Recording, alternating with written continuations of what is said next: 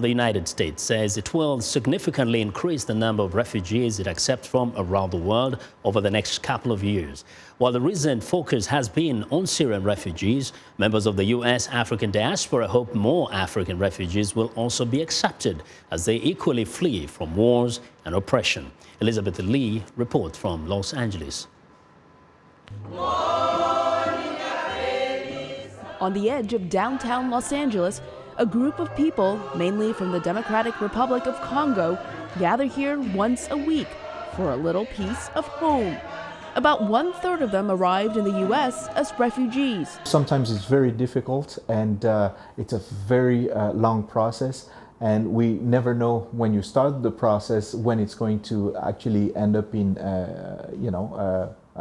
the person actually coming to the States. On this Sunday, Camille Tutu is talking about the work he's been doing to help the Congolese people back home in a country plagued by war and violence. There are militia groups all over the eastern part of Congo, but again, when I say militia, people don't understand. Let me say there are ISIS all over, and then people will understand. If I say there are Al-Qaeda and Taliban all over, then people will understand. But this has been going on for the past 25 years.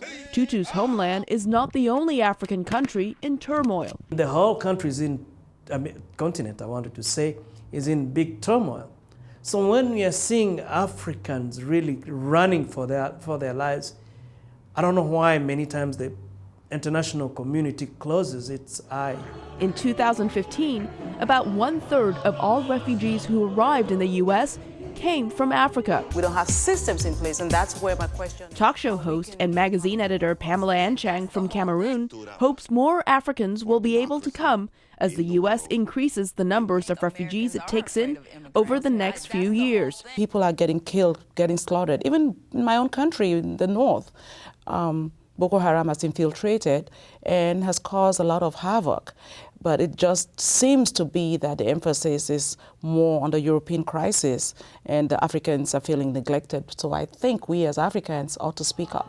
But she says it is not easy for the African diaspora to speak as one voice. Africans are very tribal in their thinking. We're very regional in our thinking. And so, we've been so divided and conquered back home. So Africans typically don't see themselves in a homogeneous way.